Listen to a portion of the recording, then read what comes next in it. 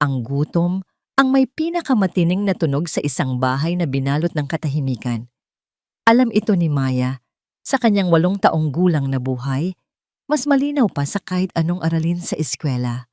Nakadapa ang kanyang munting katawan sa malamig na sahig sa likod ng isang dambuhalang industrial freezer sa pantry ng mansyon ng mga De Villa. Ang bawat pag-ugong ng makina ay parang kulog sa kanyang tainga. Ang bawat tibok ng kanyang puso ay isang malakas na tambol na nagbabantang magbubunyag sa kanyang pinagtataguan. Konting-konti na lang bulong niya sa sarili. Ang mga labi, halos hindi gumagalaw. Umalis ka na po, Manang Celia.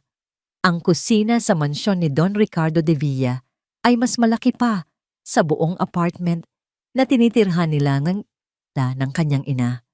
Isa itong malawak na kaharian ng kumikinang na asero, mga nakasabit na kalderong tanso na parang mga tropeyo at itim na granit na lamesa na laging malamig sa hipo.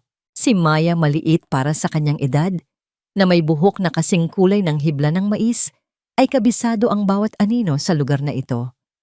Minapa niya ang mga ito gabi-gabi sa mga pagkakataong naghihintay siya. Ang kanyang ina, si Lyra, ay isa sa mga kasambahay dito. Siya ang dahilan kung bakit ang sahig na marmol ay kumikinang na parang salamin. Ngayong gabi, nasa 2 palapag, ang kanyang nanay inaayos ang makakapal na kumot sa 20 silid panauhin na kahit kailan ay hindi naman nagagamit. Alam ni Maya na pagod na ang kanyang ina. Masakit na ang mga paa nito. At ang ubong pilit nitong itinatago, ay tiyak na lumalala na naman. Isang matinding hapdi ang pumilipit sa sikmura ni Maya. Pamilyar na sakit. 9:30 na ng gabi. Narinig niya ang mahinang pag-click ng pinto ng pantry, katahimikan. Bumilang si Maya hanggang 60.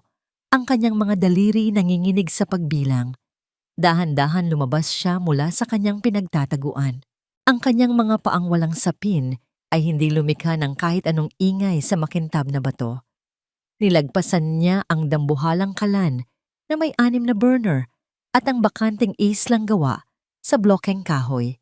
Ang kanyang target, isang kariton na gawa sa asero na nakaparada malapit sa service entrance. Ang kariton ng mga tira. Mahigpit si Senyora Elena Vargas, ang head housekeeper. Ang lahat ng tirang pagkain mula sa solong hapunan ni Don Ricardo o sa pananghalian ng mga staff ay dapat itapon sa compost bin. Ngunit ang mga staff sa kusina, sa pangunguna ng mabait na punong kusinera na si Manang Celia, ay madalas makalimot. Madalas mag-iiwan sila ng kalahating sandwich, ilang pirasong pritong patatas o isang platito ng pansit na tinakpan lang ng foil. Iniiwan nila roon ng 1 oras para kung sakaling maghanap ng hating-gabing merienda si Don Ricardo. Hindi kailanman naghahanap ang Don. Alam ito ni Maya. Alam din niya na pagsapit ng 10:00, babalik si Senyora Elena, iinspeksyonin ang kariton at galit na ibubuhos ang lahat ng laman nito sa basurahan. Nanginginig ang mga kamay ni Maya. Nakita niya ito. Isang maliit na platito ng pansit canton na halos hindi nagalaw. Galing ito sa pananghalian kanina. Nanubig ang kanyang mga mata. Paborito niya ang pangkat kanto. Sa tabi nito may 2 pirasong pandesal, matigas na parang bato, pero tinapay pa rin. Mabilis niyang kinuha ang platito. Malamig na ito. Wala siyang pakialam. Isusubo na sana niya ang unang dakok gamit ang kanyang mga daliri nang isang anino ang biglang tumakip sa kanya. Click! Bumukas ang ilaw sa buong kusina, nakakasilaw at walang awa. Natigilan si Maya. Nabitawan niya ang platito. Klang! Ang tunog ng nababasag na porselana sa marmol ay matinis at nakabibingi. Ang dilaw na pansit ay kumalat sa puting-puting sahig, parang isang malagim na mantsa. Isang lalaki ang nakatayo sa may pintuan. Matangkad siya, hindi nakasuot ng Amerikana, kundi isang madilim na asul na roba na gawa sa seda. Makapal at kulay pilak na ang kanyang buhok at ang kanyang mga mata, kahit nasa anino, ay mukhang pagod na pagod. Siya si Don Ricardo de Villa, ang nagmamay-ari ng mansyon, ang nagmamay-ari ng kumpanyang pinagtatrabahuhan ng kanyang ina. Ang lalalaking paulit-ulit na ibinilin ng kanyang nanay na hinding-hindi dapat maistorbo. Bumayo ang puso ni Maya sa kanyang dibdib, napakalakas, parang gustong kumawala. Hindi siya makahinga, nahuli na siya. Ang kanyang munting mundo ay gumuho sa isang iglap. Ang tanging nasa isip niya ay ang mukha ng kanyang ina, ang pagod, ang hirap, at ngayon, ang tiyak na pagkawala ng trabaho dahil sa kanya. Lagot. Lagot si nanay. Nakatitig lang si Don Ricardo, pilit pinoproseso ng kanyang isip ang nakikita. 40 taon na siyang naninirahan sa bahay na ito. Hindi ito isang tahanan, kundi isang museo ng kanyang sariling buhay. Isang tahimik at marangyang lugar na dati puno ng halakhak ng kanyang asawang si Isabel at ng kanilang anak na si Roberto. Ngayon siya na lang at ang mga staff na gumagalaw na parang mga multo. Inaatake siya ng insomnia. Ang pagtulog ay isang laban na bihirang-bihira niyang mapanalunan. Ngayong gabi, ang katahimikan ng mansyon ay mas maingay pa sa anumang tunog. Nasa kanyang aklatan siya kanina, isang silid na napapalibutan ng madilim na kahoy at mga librong hindi na niya binabasa. Sa kanyang lamesa ay nakatayo ang isang litrato ni Isabel. Miss na niya ito. Isang pananabik na kasing lawak at kasing lamig ng buong mansyon.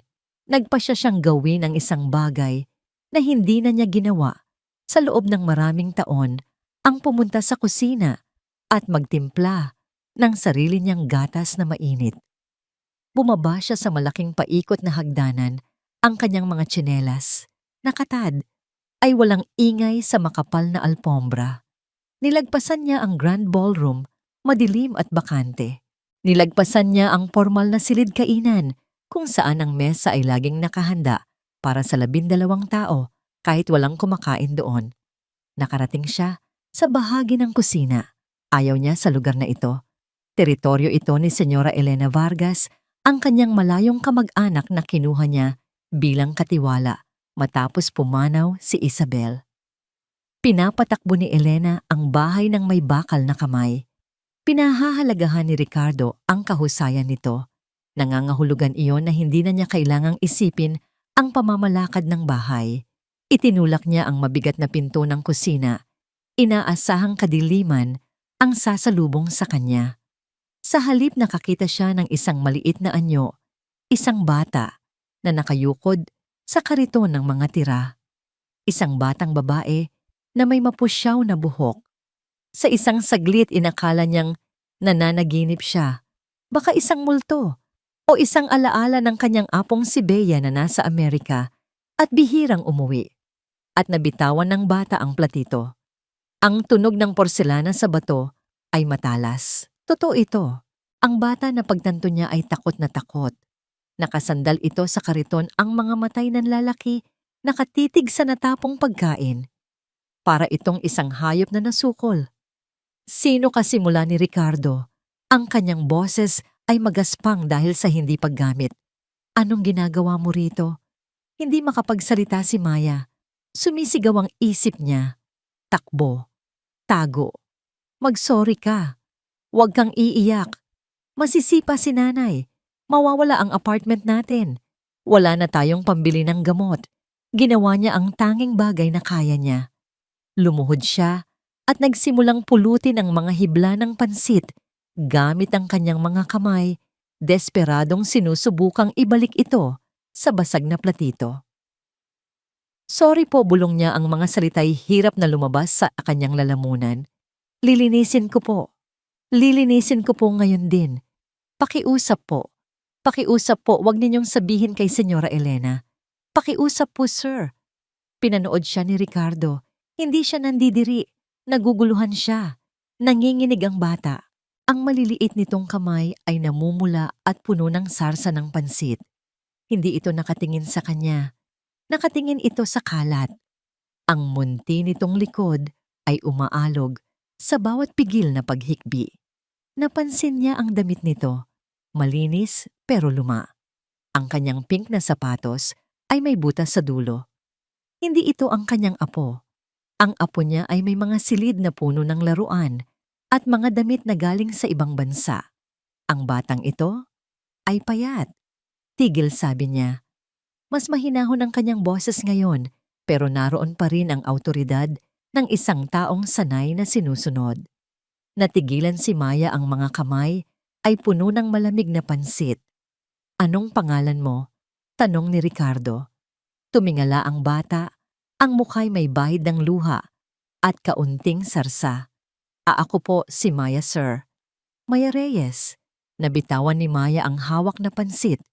Nanginginig siyang nakaluhod sa sahig, ang mga matay nakatitig sa pinakamakapangyarihang lalaking kilala niya, naghihintay sa hatol na tiyak na babago sa kanilang buhay magpakailanman. Reyes! Ang apelyido ay umalingaw-ngaw sa malawak na kusina, isang salitang tila sinusuri at tinitimbang sa isip ni Don Ricardo. Hinanap niya ito sa kanyang alaala, sa libu-libong pangalan ng mga empleyado na dumaan sa kanyang kumpanya. Lira Reyes, oo. Ang tahimik na kasambahay, ang babaeng may malulungkot na mga mata na laging nagpapakintab ng mga pilak sa kanyang aklatan. Nakikita niya ito siyempre. Tumango siya rito paminsan-minsan. Pinuri ni Senyora Elena ang trabaho nito na isang pambihirang pangyayari. Pero hindi niya alam na may anak pala ito. At lalong hindi niya alam kung bakit ang anak nito ay nakaluhod ngayon sa kanyang sahig, nanginginig, sa takot, sa gitna ng nagkalat na pansit. Nasaan ang nanay mo? Tanong ni Ricardo, sinisikap na pag-aani ng kanyang boses. Agad na sumagot si Maya, tila isang sundalong naguulat. Nagtatrabaho po siya. Sa taas po. Masipag po si nanay. Sabi niya po, maghintay lang ako sa staff lounge. Sabi niya, wag daw po akong maingay at wag hahawak ng kahit ano. Isang perpektong sagot. Ngunit may mali. Malayo ang staff lounge sa kabilang dulo ng basement. Sabi ni Ricardo, ang kanyang isip ay kasing talas pa rin ng dati. Wala ka sa staff lounge. Napapitlag si Maya. Ang manipis na pader ng kanyang depensa ay gumuho. Yumuko siya, ang mga luha na kanina pa niya pinipigilan ay nagsimula ng mamuo sa kanyang mga mata. Ano po kasi? Nagsimula siyang magdahilan. Naligaw po ako. Tapos po, hindi niya kayang ituloy. Anong sasabihin niya? Na ang amoy ng natirang pagkain ay parang isang awit na tumatawag sa kanya, na ang kumakalam niyang tiyan ay mas malakas pa sa utos ng kanyang ina. Si Don Ricardo ay humakbang palapit, ang kanyang sutlang, roba, ay marahang sumayad sa sahig. Naupo siya sa isang mataas na silya sa malapit 1 kilos na nagpababa sa kanyang level at bahagyang nagpabawas sa kanyang nakakatakot na presensya. Maya, sabi niya, at sa pagkakataong ito, ang kanyang boses ay mas malumanay na. Sabihin mo sa akin ang totoo. Bakit ka narito? Ang simpleng tanong na yon na sinabi ng may bahid ng pag-aalala, sa halip na galit ang tuluyang nagpabagsak kay Maya. Gutom na po ako. Bulong niya, ang mga salita'y puno ng hiya. Gutom. Ang salita ay tumama kay Don Ricardo na parang isang malakas na sampal. Nakipagnegosasyon na siya ng mga kontratang nagkakahalaga ng bilyon-bilyong piso. Hinarap na niya ang mga galit na board member. Inilibing na niya ang kanyang asawa. Ngunit sa kanyang 68 taon, sa mundo ngayon lang may isang batang tumayo sa sarili niyang kusina at sinabing gutom ito. Tumingin siya sa mga tirang pandesal sa kariton. Tumingin siya sa basag na platito. Ito ang kinakain mo. Itatapon na lang po sana, mabilis na paliwanag ni Maya, desperadong gustong ipaunawa sa kanya. Itatapon po lahat ni Senyora Elena pagsapit ng 10:00. Hindi po ako nagnanakaw. Naghihintay lang po ako sa basura. Ang huling salita ay halos pumatay sa kanya. Naghihintay sa basura. Pakiusap po, Mr. De Villa, pagmamakaawa niya ang mga luha. tuluyan nang bumagsak sa kanyang pisngi.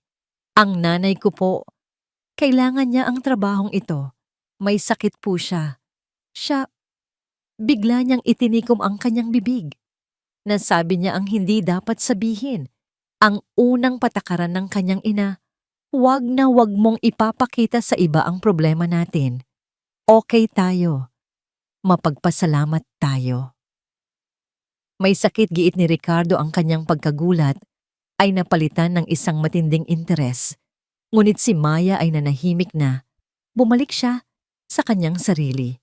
Isa na lang siyang maliit at takot na estatwa, nakaluhod sa gitna ng malamig na pagkain. Habang nagsasalita si Maya, ang kanang kamay niya ay palaging humahaplos sa isang bagay sa kanyang leeg, isang bagay na nakatago sa ilalim ng kwelyo ng kanyang kupas na t-shirt. Isang kilos na hindi sinasadya, isang kilos na nagbibigay ginhawa. Napansin ito ni Ricardo. Ano yan, tanong niya. Ang kanyang tinig ay banayad. Mabilis na ibinaba ni Maya ang kanyang kamay. Sinusubukang itago ito. Wala po ito, sir. Pampaswerte ko lang po. Maari ko bang makita? Nag-alinlangan siya. Ang boses ng kanyang ina ay umaling-awngaw sa kanyang isipan. Huwag mong abalahin si Don Ricardo. Huwag kang magsasalita hanggat hindi ka kinakausap. Pero tinatanong siya nito. Dahan-dahan nanginginig, inilabas niya ang isang manipis na kadena mula sa ilalim ng kanyang damit.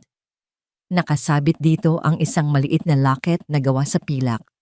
Luma na ito at medyo nangingitim na sa mga gilid, ngunit sa gitna nito ay may nakaukit na isang agila na may nakabukang pakpak, ang simbolo ng hukbong sandatahan ng Pilipinas. Nanlaki ang mga mata ni Ricardo. Hindi ito isang simpleng alahas, isa itong sagisag ng serbisyo. Saan mo nakuha? Tutanong niya. Ang kanyang boses ay biglang nagkaroon ng bigat at talas.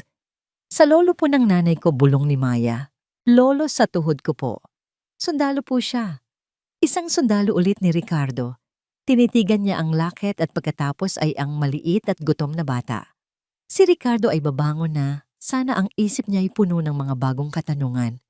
Gatas ang ipinunta niya sa kusina. Nakahanap siya ng isang magnanakaw, isang bata, at isang misteryo. Ngunit bago pa man siya makakilos, isang matigas na boses ang pumunit sa katahimikan ng kusina. Ano ang ibig sabihin nito? Nakatayo sa kabilang pintuan, ang daanan mula sa pangunahing bulwagan, si Senyora Elena Vargas. Matangkad siya, isang babaeng may matigas na anyo sa kanyang plansadong itim na uniforme. Ang kanyang buhok na may mga uban na ay nakatali sa isang napakahigpit na pusod na tila humihila pataas sa kanyang mga mata. May dala siyang malaking itim na supot ng basura. Dumating siya upang linisin ang kariton. Sinakop ng kanyang mga mata ang buong eksena. Sa isang iglap si Don Ricardo. Sa kanyang roba, mukhang naabala. Ang batang nakaluhod sa sahig. Ang nagkalat na pagkain. Ang kanyang karaniwang maputlang muka ay biglang namula sa galit. Ikaw, sigaw niya, itinuturo ang isang mahabang daliri kay Maya. Alam ko na nga ba. Nagmamadaling tumayo si Maya at umatras, isiniksik ang sarili sa malamig na pinto ng refrigerator. Senyora Elena, simulala ni Ricardo, ngunit pinutol siya nito. Don Ricardo, pasensya na po kayo at kinailangan niyo pang makita ito, sabi ng katiwala. Ang boses niya ay nanginginig sa matinding galit. Ilang linggo ko nang pinaghihinalaan na may nawawalang pagkain. Akala ko'y isa sa mga night porter, pero siya pala. Sumugod siya, papalapit kay Maya.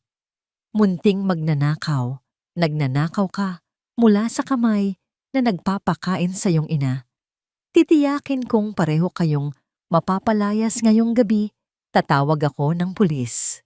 Ang bawat salita ay parang latigo na humahampas kay Maya. Humigpit ang kapit niya sa kanyang locket, ang tanging piraso ng katapangan na meron siya, habang ang anino ng galit na katiwala ay tuluyang bumalot sa kanya. Pulis. Ang salita ay bumagsak na parang bomba sa nagyayelong katahimikan ng kusina. Ang munting mundo ni Maya na kanina lang ay gumuho ay ngayon na may pinupulbos, pulis, para sa isang platito ng pansit. Naramdaman niyang nanlamig ang kanyang buong katawan at ang lakit sa kanyang dibdib ay tila naging isang piraso ng yelo. Senyora Elena, sumusobra ka na. Ang boses ni Don Ricardo ay kalmado ngunit may laman itong bakal na hindi pa naririnig ng katiwala mula sa kanya. Ngunit si Senyora Elena ay nasa rurok na ng kanyang galit. Isang galit na matagal na niyang kinikimkim. Galit sa mga taong tulad ni Lyra na walang utang na loob. Sumusobra. Don Ricardo siya ang sumusobra. Nilabag niya ang mga patakaran. Pumasok siya sa pangunahing kusina. Ninanakaw niya ang pagkain ninyo. Tumingin siya kay Maya nang may sukdulang pandidiri. Isang bata palang tinuturuan nang maging kriminal ng ina niya. Sa puntong yon, isang bagong tinig ang narinig manipis at puno ng takot. Senyora, pakiusap po. Nakatayo sa pintuan si Lyra Reyes. Ang kanyang uniforme ay gusot ang kanyang buhok na nakatali sa isang magulong ponytail ay may mga hiblang nakakawala. Ang kanyang mukha ay kasing putla ng sahig na marmol at ang kanyang mga mata ay nagpapalipat-lipat ng tingin mula sa makapangyarihang Don sa galit na katiwala at sa kanyang umiiyak na anak. Nakita niya ang basag na platito, ang nagkalat na pansit. Nakita niya ang takot sa mukha ni Maya. Ang kanyang puso ay nadurog. Ay Maya, anong ginawa mo? Bulong niya, ang boses ay basag. Lyra, sabi ni Ricardo, kinikilala ang kanyang presensya. Pero si Lyra ay hindi nakatingin sa kanya. Nakatuon ang buo niyang atensyon sa nagnginggit-ngit na si Senyora Elena. Lumapit si Lyra, halos magkandara pa ang mga salita'y naguunahan sa paglabas. Senyora, ako po ang may kasalanan. Pasensya na po. Sir, pasensya na po. Alam niya po ang mga patakaran. Alam niyang sa lounge lang siya. Ako po, pagod lang po ako. Pinakintab ko pa po kasi ang sahig sa East Wing. Huminto siya at huminga ng malalim, hinahanda ang sarili para sa pinakamasakit na bahagi. Pakiusap po, wag ninyo akong tanggalin sa trabaho. Pakiusap po, babayaran ko po kung ano man ang nakain niya. Magtatrabaho po ako ng libre, kahit ano po gagawin ko. Hindi na kailangan malamig na, sabi ni Senyora Elena na tila isang hukom na nagbabana ng hatol. Tapos na. Pareho kayong aalis ngayong gabi. Hindi. Isang salita lang. Mula kay Don Ricardo, hindi ito isang pakiusap. Isa itong utos. Natigilan si Senyora Elena. Napalingon siya sa Don, hindi makapaniwala. Po, sinabi ko, hindi ulit ni Ricardo tumatayo na mula sa kanyang kinauupuan. Ang kanyang pagtayo ay tila nagpabago sa balanse ng kapangyarihan sa silid. Siya ang may-ari ng lahat ng ito at sa isang iglap, ipinaalala niya iyon sa lahat. Nakikipag-usap ako sa bata. Tumingin siya kay Senyora Elena nang may matalas na titig. Bumalik ka sa opisina mo. Ang mukha ni Senyora Elena ay dumaan sa iba't ibang yugto ng pagkabigla mula sa di paniniwala, sa kahihihiyan at sa wakas sa pigil na galit. Hindi pa siya kailanman napahiya ng ganito, lalo na sa harap ng isang hamak na kasambahay. Pero Don Ricardo, ang kalat, ang mga patakaran, ang kalat ay malilinis, sabi ni Ricardo, ang kanyang mga mata ay hindi umaalis sa namumutla at takot na mukha ni Maya. Ang mga patakaran ay makakapaghintay. Umalis ka na.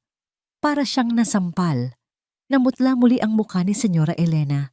Mahigpit niyang hinawakan ang itim na supot ng basura sa kanyang dibdib. Binigyan niya si Lyra ng isang huling tingin, isang tingin na puno ng lason, isang pangako ng paghihiganti. Pagkatapos walang imik, tumalikod siya at nagmarch sa palabas ng kusina. Ang kanyang matigas na likod ay isang malinaw na insulto. Ang kusina ay muling binalot ng katahimikan maliban sa ugong ng freezer at sa pigil na pag-iyak ni Maya. Bumuntong hininga si Don Ricardo. Tumingin siya sa mag-ina.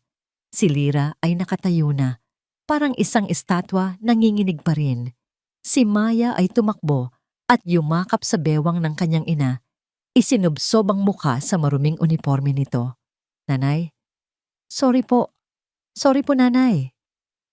Hinaplos ni Lyra ang buhok ng kanyang anak. Ang kanyang mga mata ay nakapako sa Don puno ng pag-aantay at takot.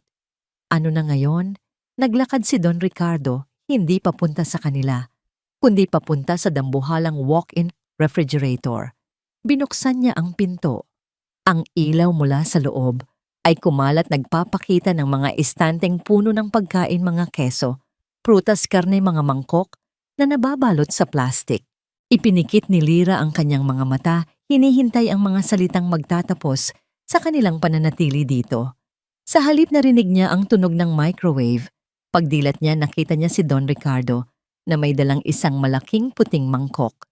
Inilagay niya ito sa maliit na lamesang kahoy sa sulok kung saan minsan kumakain ang mga staff. Ang amoy na nagmumula rito ay pamilyar at masarap. Mainit na arroz caldo. Halika, Maya, mahinang sabi ng Don. Nag-aalangang lumapit si Maya, nakahawak pa rin sa damit ng kanyang ina. Itinuro ni Ricardo ang upuan. Umupo ka. Sumunod si Maya, umupo sa pinakadulo ng upuang kahoy. Inilagay ni Don Ricardo ang steaming bowl ng mainit na lugaw sa harap niya.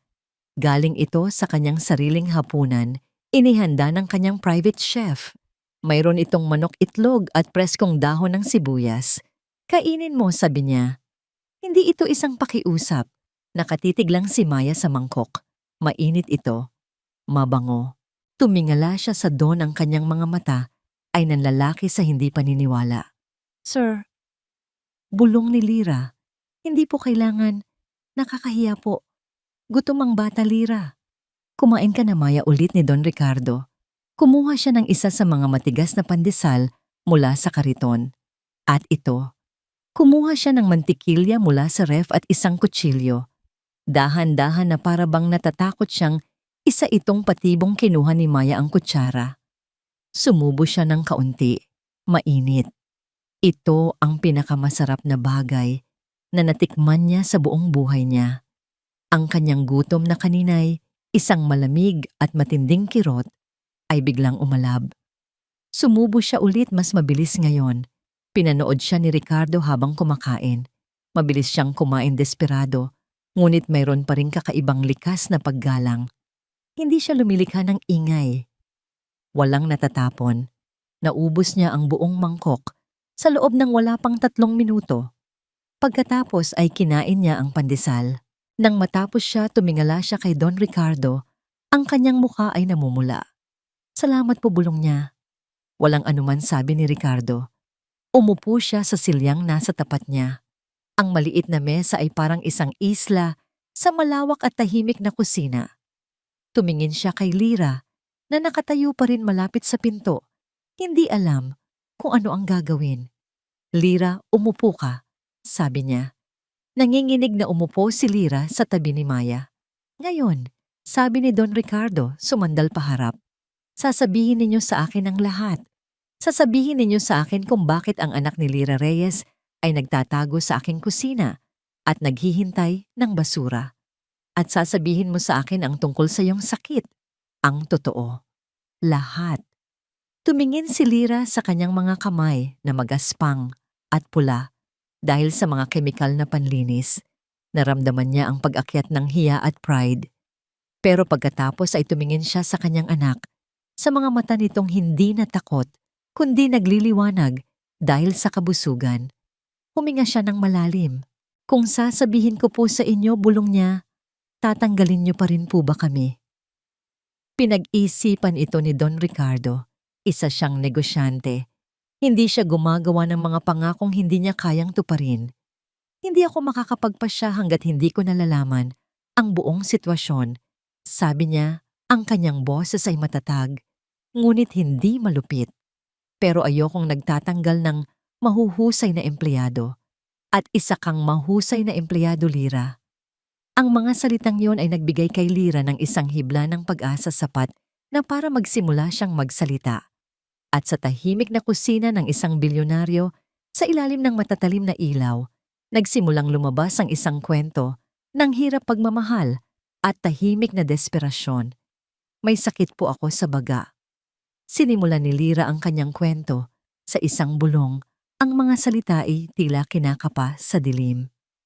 Habang nagsasalita siya, unti-unting lumalakas ang kanyang boses, dala ng bigat ng mga katotohanang matagal na niyang sinasarili. Ikinuwento niya ang tungkol sa sakit na minana pa niya ang fibrosis na unti-unting nagpapahina sa kanyang paghinga.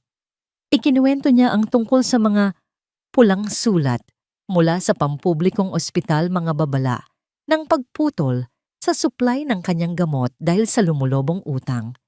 Ikinuwento niya kung paano niya tinitipid ang pagkain, kung paano siya nagkukunwaring busog para lamang may makain si Maya. Ang mahalaga po, sir, hindi siya nagugutom. Sabi niya, ang mga luhay tahimik na dumadaloy sa kanyang mga pisngi. Kaya lang po, ngayong gabi, nabigo po ako. Si Don Ricardo ay nakinig ng walang imik. Ang bawat salita ni Lyra ay parang isang bato na ibinabato sa salamin ng kanyang tahimik na mundo, lumilikha ng mga lamat sa kanyang pagkawalang kibo. Nang matapos si Lyra, ang katahimikan sa kusina ay mas mabigat pa kaysa dati. Sa wakas, tumayo ang Don. Hindi niya tiningnan si Lyra. Tumingin siya kay Maya na ngayon ay nakasandal na sa balikat ng kanyang ina, inaantok. Hindi kayo uuwi sa apartment ninyo ngayong gabi, deklara niya. Hindi ito isang mungkahi. Natigilan si Lyra. Po sir, hindi po pwede. May trabaho po ako bukas ng umaga. Ang tanging trabaho mo bukas ay ang magpahinga, sabi ni Ricardo. Dito kayo matutulog, sa isa sa mga guest room. Pero sir, si Senyora Elena, ang mga ibang staff, ano na lang po ang sasabihin nila? Wala silang sasabihin. Matigas na, sabi ni Ricardo. Dahil ako ang nagsabi.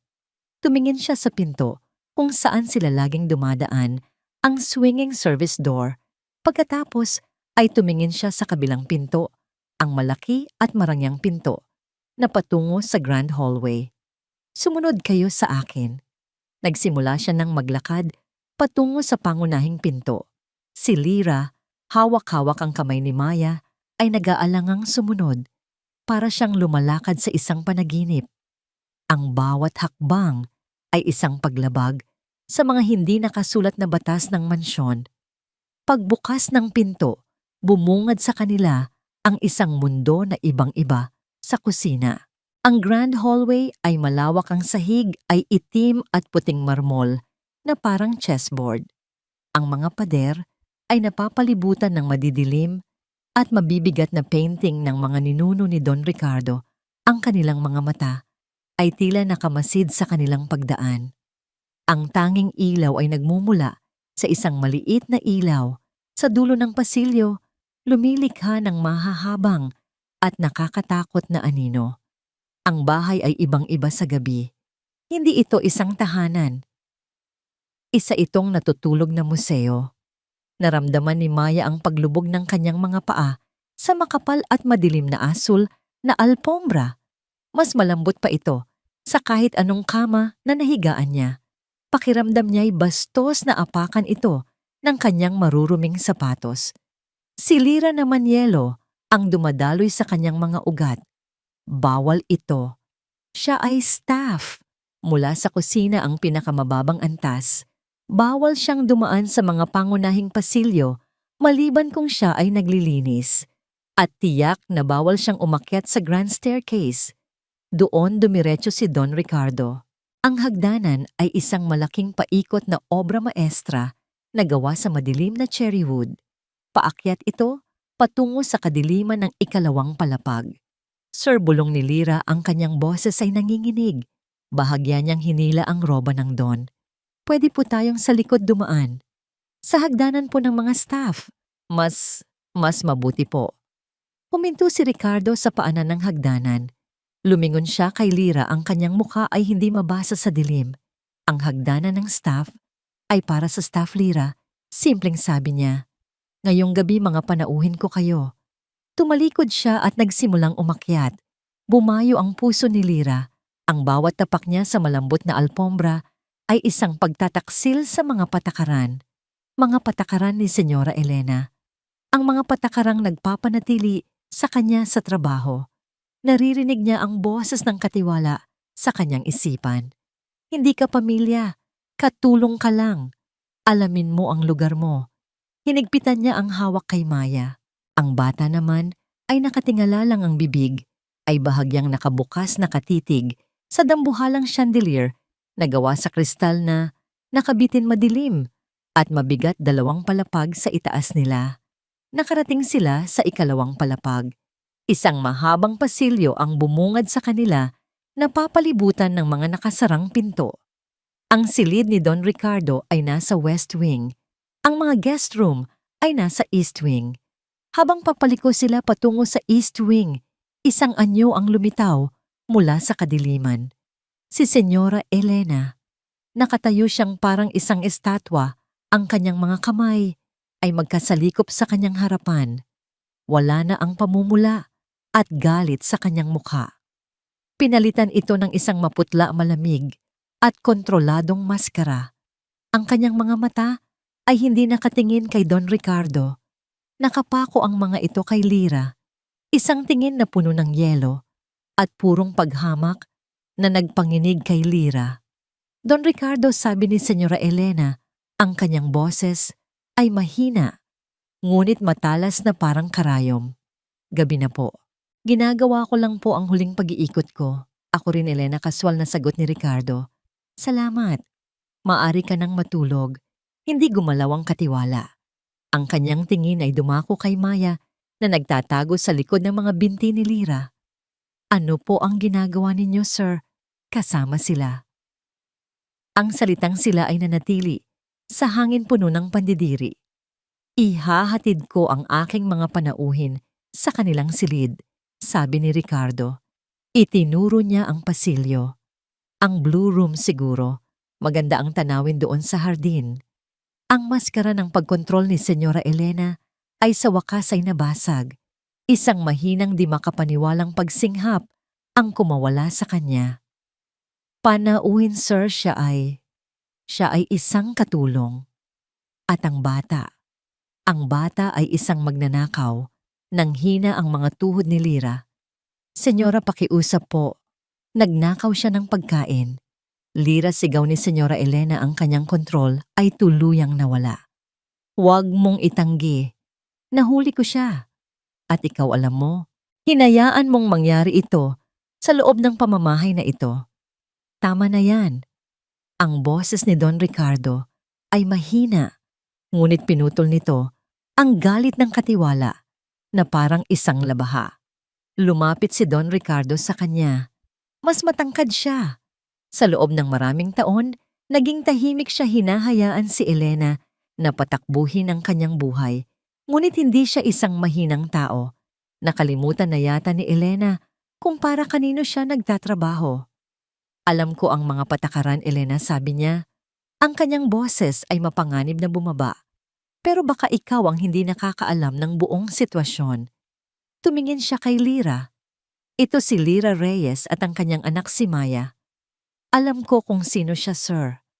Pero hindi mo alam kung sino ang kanyang pamilya, patuloy ni Ricardo.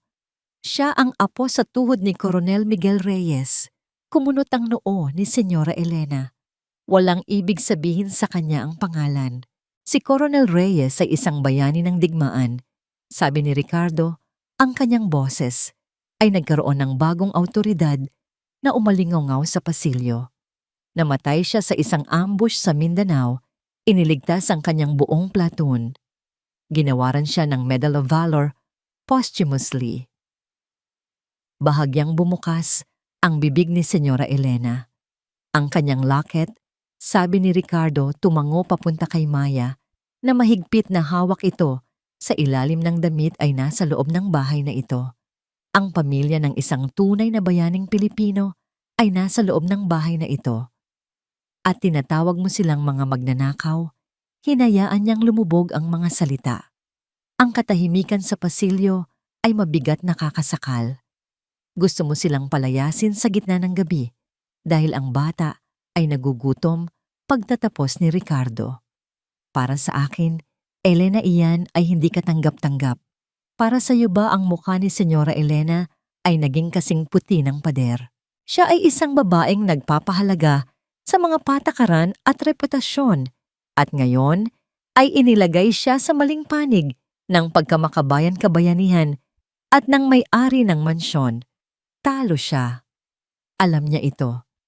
Hindi po sir bulong niya. Mabuti sabi ni Ricardo. Ngayon, si Lyra at si Maya ay aking mga personal na panauhin. Ituturing sila ng naaayon. Mananatili sila sa Blue Room. Inaasahan kong titiyakin mong mayroon sila ng lahat ng kanilang kailangan. Mga gamit sa banyo, malinis na damit, almusal sa umaga. Opo sir, sabi ni Senyora Elena. Ang mga salita ay parang abo sa kanyang bibig. Magaling! Magandang gabi, Elena. Tinalikuran siya ni Don Ricardo. Hindi na niya hinintay na umalis ito. Naglakad siya patungo sa dulo ng pasilyo at itinulak ang isang puting pinto. Lyra, Maya dito. Nanginginig hinila ni Lyra si Maya, nilagpasan ang naninigas at napahiyang katiwala. Pumasok sila sa silid at sumunod si Ricardo, isinara ang pinto. Nang may diin sa kanilang likuran, isang malinaw na mensahe na ang usapan ay tapos na. Nagising si Lyra sa isang iglap. Sa isang saglit hindi niya alam kung nasaan siya. Naninigas ang kanyang leeg. Suot pa rin niya ang kanyang uniforme. Nakaupo siya sa isang malambot na silya, ngunit ang kanyang mga paa ay nakaunat sa pinakamalambot na kutsyon na kanyang naramdaman. Pagkatapos, bumuhos ang lahat ng alaala.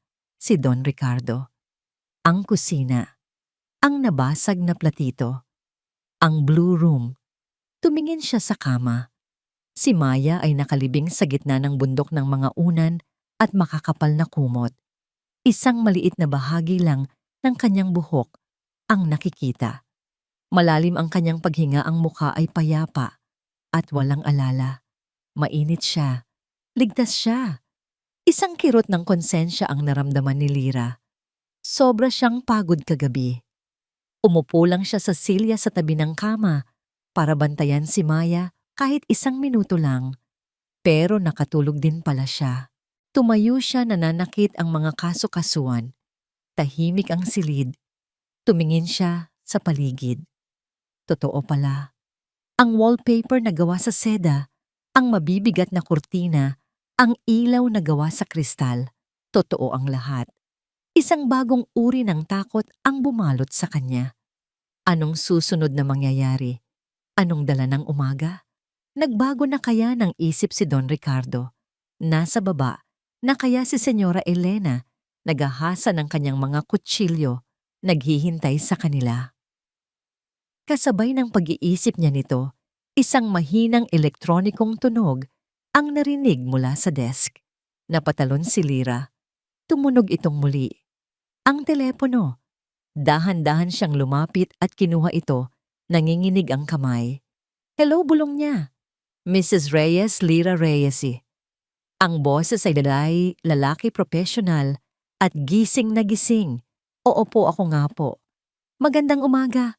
Ako si Attorney David Thorne. Personal na abogado po ako ni Don Ricardo de Villa. Nanlamig ang dugo ni Lyra. Abogado? Seryoso ito. May problema po ba? Wala po, Mrs. Reyes, sabi ng boses, at ito'y mabait. Tumatawag lang po ako para kumpirmahin ang inyong schedule. Si Don Ricardo po ay nag-ayos ng isang appointment para sa inyo ngayong umaga kay Dr. Robert Evans sa De Villa Mason Medical Center. Ang appointment po ay 9:30 a.m. Isang kotse po ang maghihintay sa inyo ng inyong anak sa pangunahing pasukan ng mansyon ng 9 a.m. Sinubukan ni Lyra na isaulo ang lahat, ang De Villa Mason Medical Center. Pero hindi ko po, wala po akong...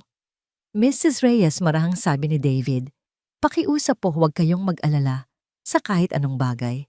Ang lahat po ng gastos para sa konsultasyon at anumang kasunod na pagpapagamot ay sasagutin ng family office ni Don Ricardo.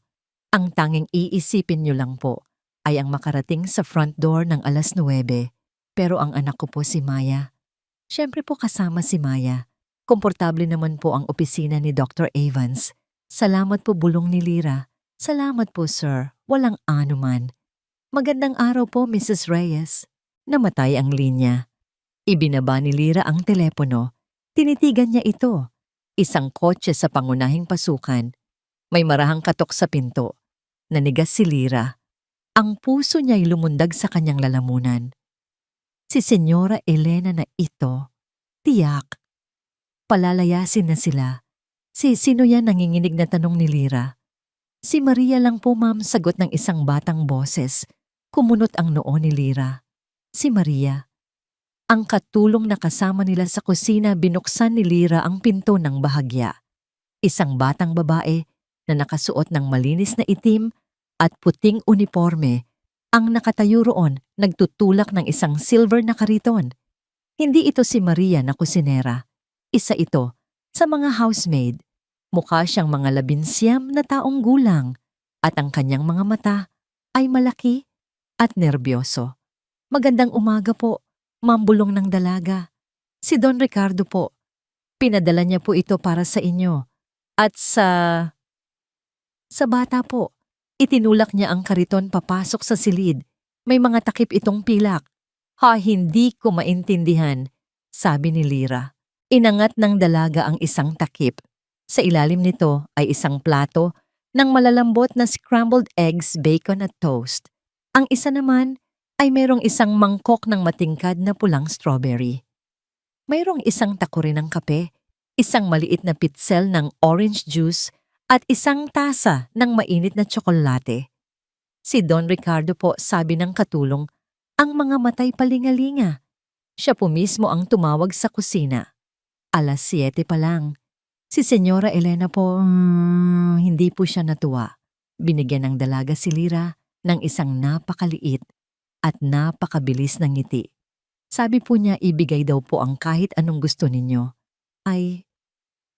Iyon lang ang tanging nasabi ni Lira. 9:00 ng umaga, eksakto. Si Lira nakasuot ng kanyang nag-iisang disenteng pares ng slacks at isang malinis na blusa na mabilis niyang nilabhan sa lababo kagabi ay lumabas ng elevator patungo sa main foyer. Si Maya, hawak-hawak ang laket ng kanyang lolo, sa tuhod ay nakakapit sa kanyang kamay. Ang foyer ay isang malawak na espasyo ng itim at puting marmol. Naroon si Senyora Elena. Nakatayo siya sa tabi ng front desk nag-aayos ng mga sulat. Hindi siya tumingin. Hindi niya sila kinilala. Sadyang binaliwala niya sila. Ang kanyang matigas na likod ay isang pader ng puot. Nanghina ang loob ni Lira. Naramdaman niyang muli siyang lumiit. Naramdaman niyang isa siyang impostor. Ngunit bumukas ang malalaking pinto na gawa sa kahoy na nara. Isang lalaki na nakasuot ng itim na suit at driver's cap ang nakatayo roon. Mrs. Reyes, magalang na sabi nito. Handa na po ang sasakyan. Huminga ng malalim si Lira. Tumingin siya sa likod ni Senyora Elena. Hinigpitan niya ang hawak sa kamay ni Maya. Hindi kami mga taong tumatakbo. Salamat po, sabi niya. Ang kanyang boses ay malinaw. Nilagpasan niya ang katiwala, ang mga mararangyang larawan, at lumabas sa maliwanag at malamig na umaga. Ang De Villa Mason Medical Center ay hindi isang klinika. Isa itong gusaling gawa sa salamin at bakal na mas mukha pang isang modern art museum. Hindi sila pinaghintay. Hindi sila binigyan ng mga clipboard. Sinalubong sila ng isang babae sa front desk. Mrs. Reyes, inaasahan na po namin kayo. Handa na si Dr. Evans. Dinala sila sa isang malaki at tahimik na opisina. Isang lalaking may mabait na mukha, kulay pilak na buhok. At salamin ang tumayo upang batiin sila. Lira, ako si Robert Evans. Ikinagagalak kitang makilala. Kinuha niya ang kamay ni Lira. At sa gulat ni Lira, naroon si Don Ricardo. Nakaupo siya sa isang silya sa sulok nakasuot ng isang matikas na dark gray suit. Hindi lang niya sila pinapunta. Sumama siya. Sir, nauutal na, sabi ni Lira. Neng narito po kayo. Siyempre sabi ni Ricardo na para bang ito ang pinaka-normal na bagay sa mundo. Gusto kong marinig ang sasabihin ni Robert. Sa sumunod na oras sinuri si Lyra. Mabait, pasensyoso at napakamasusi si Dr. Evans. Kumuha siya ng mga bagong x-ray. Nagpatakbo siya ng mga breathing test.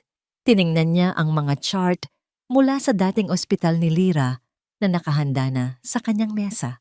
Sa wakas, pinaupo silang lahat. Well, Lyra, sabi niya, ang mabuting balita. Isa kang napakatibay na babae. Ang masamang balita ang iyong mga baga ay matindi ang tina mo. Ang pulmonary fibrosis mo ay malala na. Napahawak si Lyra sa kanyang bibig. Alam na niya, pero ang marinig ito sa malinis at mamahaling silid na ito ay nagpatunay sa lahat. Ngunit sabi ni Dr. Evans, itinaas ang isang kamay. Hindi ito isang sitwasyong walang pag-asa. Mayroon tayong bagong gamot, kasama ng intensive respiratory therapy. Napaka-epektibo nito. Ang gastos po, bulong ni Lyra.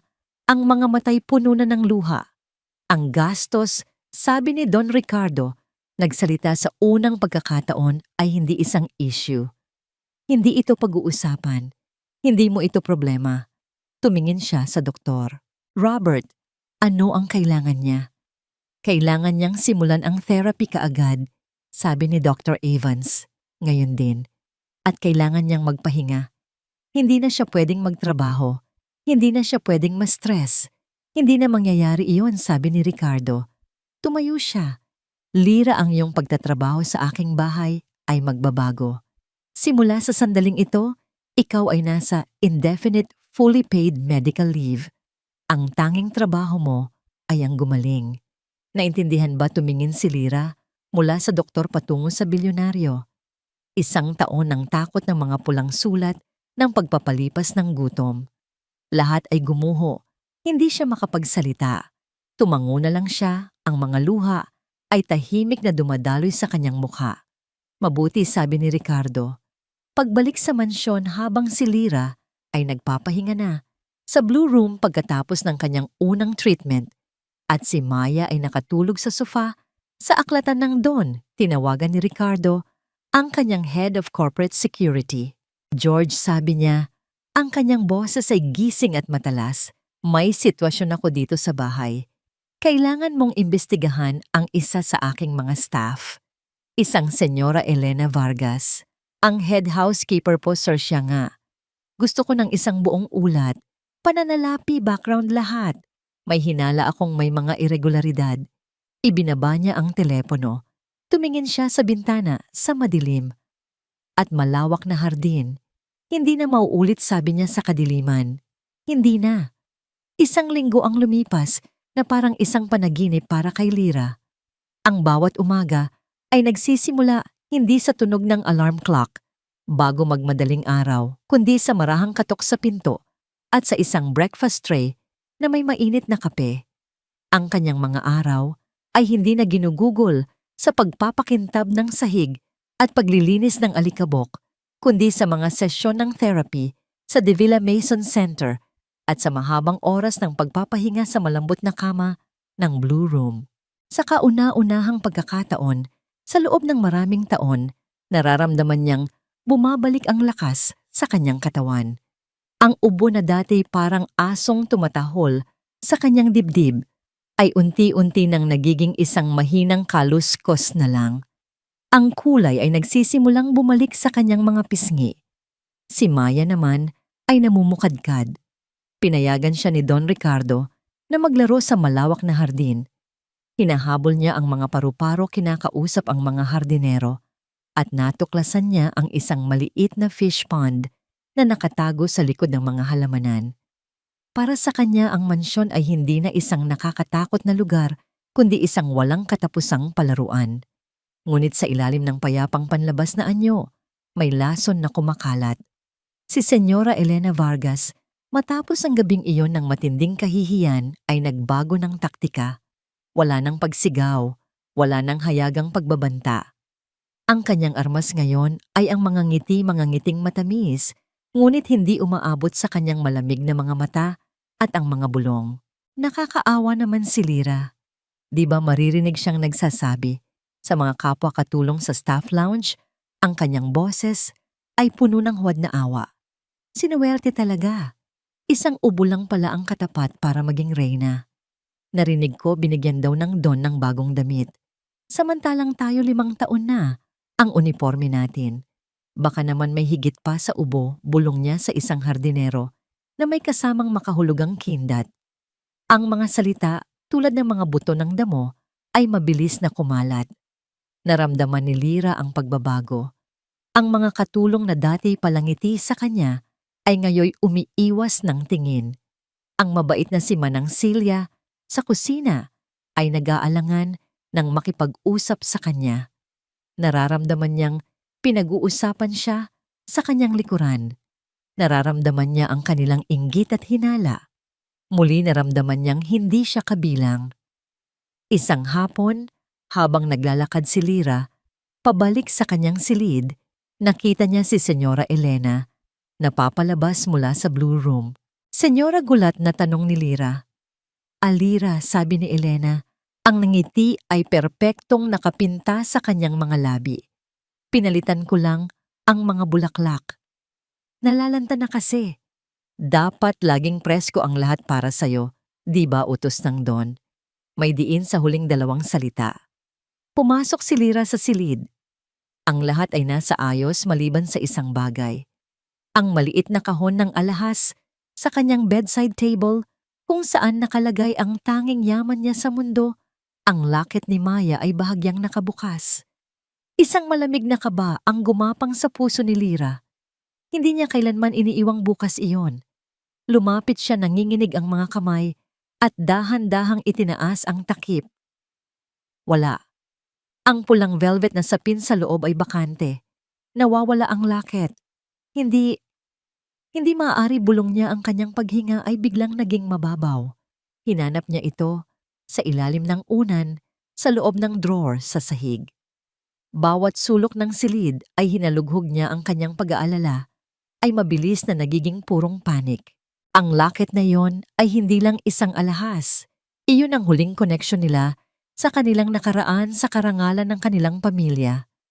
Iyon ang bagay na hinahawakan ni Maya kapag natatakot siya.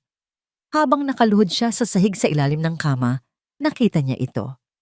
Nakapatong sa malamig na marmol, itinapon na parang basura, malapit sa paa ng mesa. Kinuha niya ito.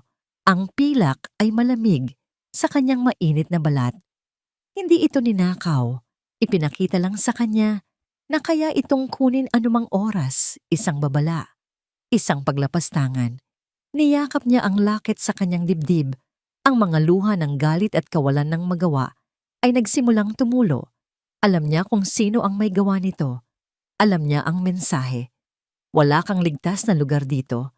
Kinabukasan lumapit sa kanya si Senyora Elena habang nagbabasa siya sa may hardin.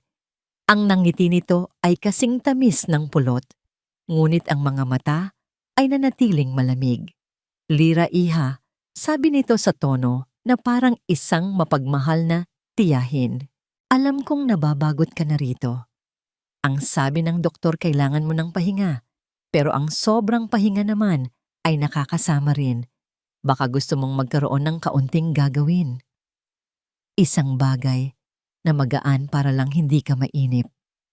Nag-aalangan si Lyra. Ano po iyon, senyora? Ang aklatan ni Don Ricardo, sabi ni Elena. Medyo magulo ang mga lumang libro. Kung maaari mo sanang ayusin ang mga ito ayon sa pangalan ng may akda. Magaan lang na trabaho, pampalipas oras. Tiyak na matutuwa ang Don. Gustong-gusto niya ang kaayusan sa kanyang aklatan. Ang alok ay tila isang sanga ng oliba. Isang paraan para patunayan ni Lyra na hindi siya isang palamunin. Isang paraan para labanan ang mga tsismis na siya'y umaabuso sa kabaitan ng Don. Sige po, senyora, ikinagagalak ko pong gawin, sagot ni Lyra na may kaunting pasasalamat pa. Ang aklatan ni Don Ricardo ay sagrado. Mabango ito sa amoy ng lumang papel katad at wood polish.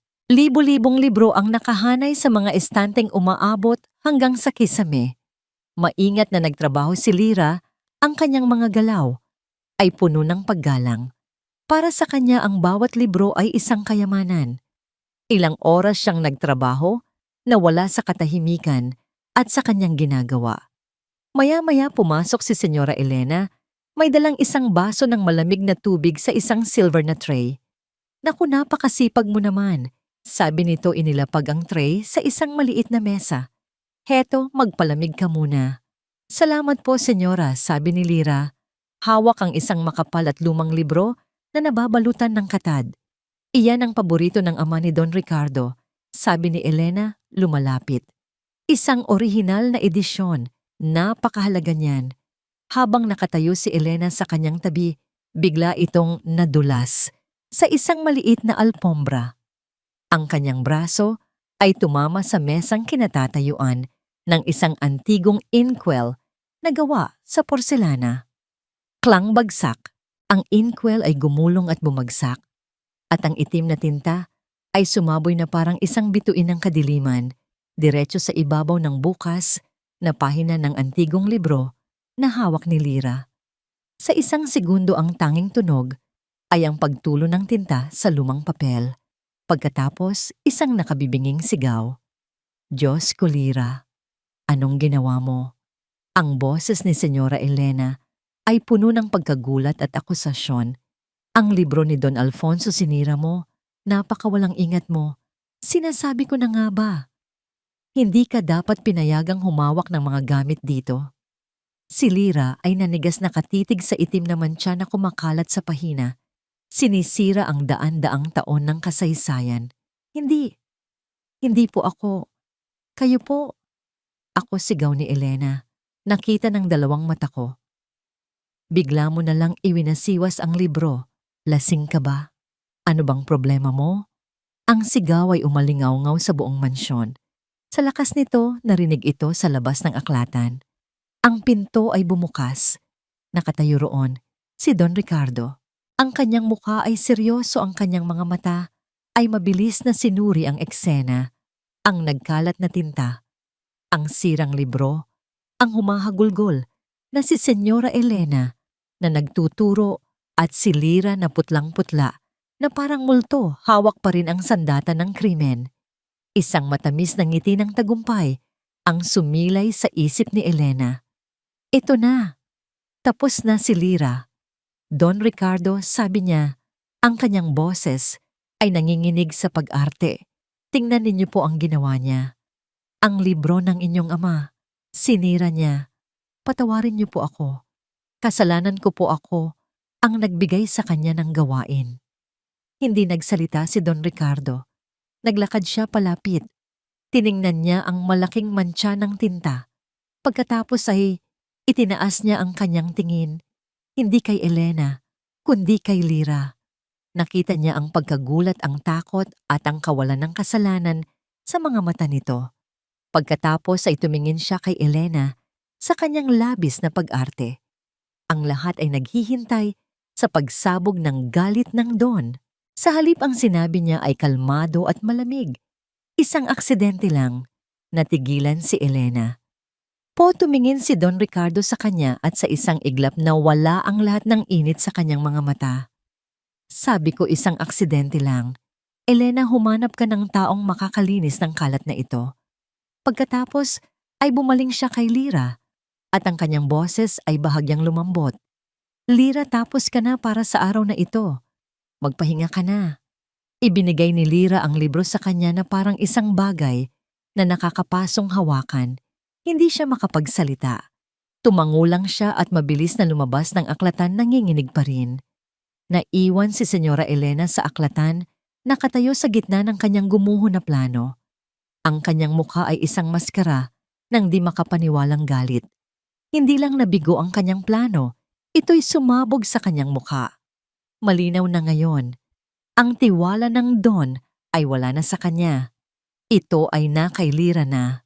Habang nakatayo si Don Ricardo, nakatingin sa nasirang libro, nag-vibrate ang kanyang telepono sa kanyang bulsa. Kinuha niya ito at sinagot. "George." "Sir," sabi ng boses, sa kabilang linya si George, ang kanyang hepe ng seguridad. "May paunang ulat na po ako." Tumingin si Don Ricardo sa mantsa ng tinta pagkatapos ay sa direksyon kung saan lumabas si Elena. Ang kanyang mga mata ay kumitid. Sabihin mo sa akin, Sir, mas malala pa po sa inaakala natin. Ang boses ni George sa telepono ay walang emosyon na lalong nagpabigat sa kanyang mga salita. Si Don Ricardo ay nakaupo sa kanyang desk sa aklatan. Ang nasirang libro ay nakasara sa kanyang harapan na parang isang bangkay. Magpatuloy ka, mahinang utos niya. Hindi lang po simpleng overpricing sa mga supplies, sir. Nakakita kami ng pattern ng mga pekeng invoice mula sa mga kumpanyang hindi naman nag-e-exist. Mayroon siyang isang shell company, Prestige Home Solutions, kung saan napupunta ang lahat ng bayad. Ang account ay nakapangalan mismo sa kanya. Sa loob ng 5 taon, tinatayang 10 milyong piso na po ang naililihis niya mula sa household funds. 10 milyon. Ang halaga ay hindi gaanong mahalaga para kay Ricardo, isang patak lang sa karagatan ng kanyang yaman. Ngunit ang kataksilan, iyon ang sumasaksak ng malalim. Sa loob ng maraming taon, habang nagluluksa siya habang isa siyang multo sa sarili niyang bahay, ninanakawan siya ng babaeng pinagkatiwalaan niya. Mayroon pa, sir, patuloy ni George. Ang overtime ng mga staff, dinodoktor niya ang mga timesheet, nagdaragdag siya ng mga oras para sa mga part-timer na hindi naman alam at kinukuha niya ang sobra. Binubuli niya sila, tinatakot na tatanggalin kapag nagtanong. Si Lyra Reyes po isa sa mga target niya. Walang asawa, may sakit, may anak na pinapaaral. Alam niyang hindi magrereklamo si Lyra. Isang malamig at dalisay na galit ang bumuhos sa kalooban ni Don Ricardo. Hindi ito tungkol sa pera. Ito ay tungkol sa kalupitan. Ginawa ni Elena ang kanyang tahanan ang tahanan ni Isabel na isang lugar ng takot at pananamantala. Salamat, George. Ipadala mo sa akin ang buong report. Huwag mo munang ipapaalam kahit kanino. Ako ang haharap sa kanya. Ibinaba niya ang telepono.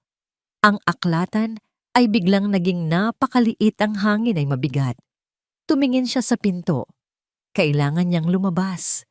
Natagpuan niya si Maya sa hardin, masayang naglalaro malapit sa fish pond.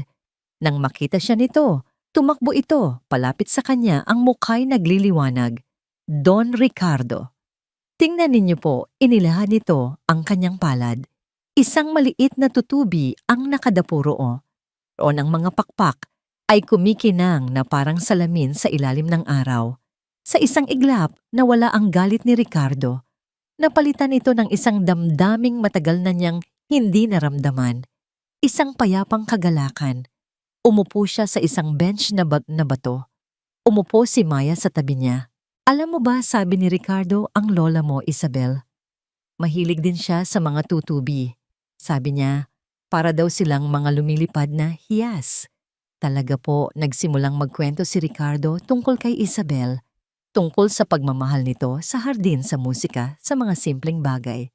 Habang nagsasalita siya, naramdaman niyang nabubuhay muli ang mga alaala, hindi na bilang mga multo ng kalungkutan, kundi bilang mga masasayang anino ng nakaraan. Nakita niya ang kislap sa mga mata ni Maya habang nakikinig ito. Nakita niya ang isang uri ng koneksyon na matagal na niyang hinahanap. Samantala si Lyra, na mas malakas na ngayon, ay nagsimulang tumulong sa mga magagaang nagawain sa bahay, hindi dahil inutusan siya, kundi dahil gusto niya. Inayos niya ang mga bulaklak sa mga florera. Tinulungan niya si Manang Celia na magplano ng menu. Ang kanyang natural na talento sa pamamahala at ang kanyang mabuting pakikitungo sa ibang staff na ngayon ay nakikita na kung sino ang tunay na mabait ay nagsimulang mapansin. Nakikita ito lahat ni Senyora Elena. Nakikita niya ang paglapit ng Don sa bata. Nakikita niya ang unti-unting pagkuha ni Lyra sa respeto ng ibang mga kasamahan. Nararamdaman niyang ang kanyang kaharian ay unti-unting gumuho at ang kanyang kapangyarihan ay nadudulas sa kanyang mga kamay na parang buhangin. Lalong tumindi ang kanyang desperasyon. Isang umaga, dumating ang sulat. Isang airmail na may selyo mula sa Estados Unidos. Inihatid ito ng isang katulong kay Don Ricardo sa almusal. Binuksan niya ito. Mula ito sa kanyang apo si Bea. Lolo, uuwi ako sa susunod na linggo para sa school break. Isang linggo lang. I hope the house is in order. Bea Mikely, malamig. Parang isang business memo. Bumigat ang dibdib ni Ricardo. Si Bea, ang kanyang nag-iisang apo, ang buhay na paalala ng kanyang anak na si Roberto. Ang huling beses na nagkita sila, 2 taon na, ang nakalipas, ay nauwi sa isang sigawan. Sinisi siya ni Bea sa pagkamatay ng kanyang ama. Sinisi niya ang sarili. Ang pagitan nila ay isang malawak at nagyayelong karagatan ng hindi nasasabing mga salita at sama ng loob. Ang pagdating niya ay isang unos na paparating. Ang balita ay mabilis na kumalat sa mansyon. Darating si Senyorita Bea. Para sa mga staff ito ay nangangahulugan ng dobleng trabaho at dobleng pag-iingat. Si Bea ay kilala sa pagiging maselan at mainitin ang ulo. Para kay Senyora Elena, ito ay isang oportunidad. Isang huling desperadong pagkakataon. Alam niyang malapit ang loob ni Bea sa kanya. Siya ang naging parang ina nito sa loob ng mansyon matapos mamatay si Roberto. Magagamit niya ang bata laban kay Lyra. Isang gabi, habang naghahanda si Lyra para sa kanyang gamutan, isang tawag sa telepono ang dumating para kay Don Ricardo. Galing ito sa board ng isang charity foundation na itinatag ni Doña Isabel, isang bagay na napakahalaga sa puso ni Ricardo. Ang tawag ay dumaan sa switchboard ng mansyon na pinamamahalaan ni Senyora Elena. Isang tawag po para kay Don Ricardo mula sa Isabel de Villa Foundation, sabi ng operator. Abala siya, mabilis na sagot ni Elena. Ako na ang kukuha ng mensahe. Itinabi niya ang mensahe, isang kumpirmasyon para sa isang mahalagang fundraising event at hindi ito ibinigay kay Don Ricardo. Sinadya niyang kalimutan ito. Ang plano niya, kapag hindi sumipot ang Don, masisira ang kanyang reputasyon sa foundation, magagalit ang board, at isisisi niya ito sa kaguluhan na idinulot ng pagdating ni Lyra. Ngunit kinabukasan, habang tinutulungan ni Lyra ang sekretarya ni Don Ricardo na ayusin ang mga papeles, napansin niya ang maliit na piraso ng papel na may mensahe na nakasiksik sa ilalim ng isang tumpok ng mga magazine sa opisina ni Elena. Nakita niya ang pangalan ng foundation. Dala ng isang matinding kaba, ipinakita niya ito sa sekretarya.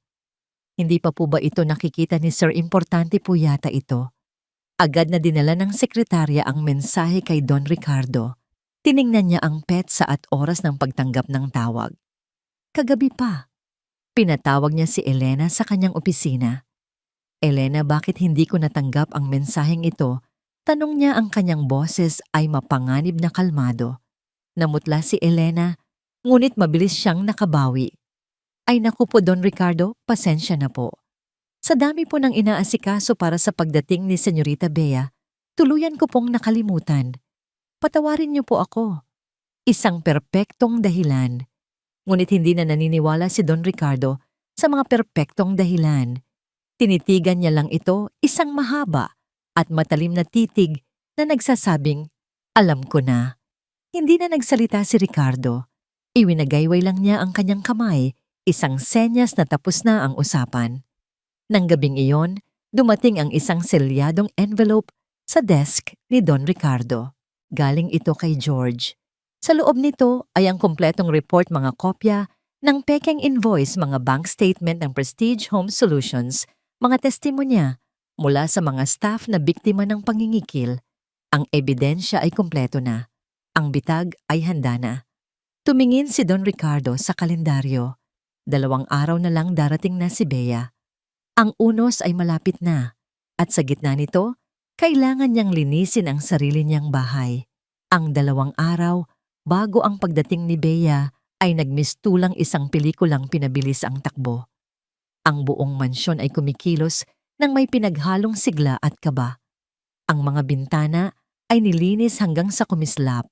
Ang mga pilak ay pinakintab hanggang sa makita mo ang iyong anino. Ang amoy ng floor wax at sariwang bulaklak ay nangingibabaw sa hangin. Sa gitna ng lahat ng ito, may isang kapansin-pansing pagbabago sa pamamalakad.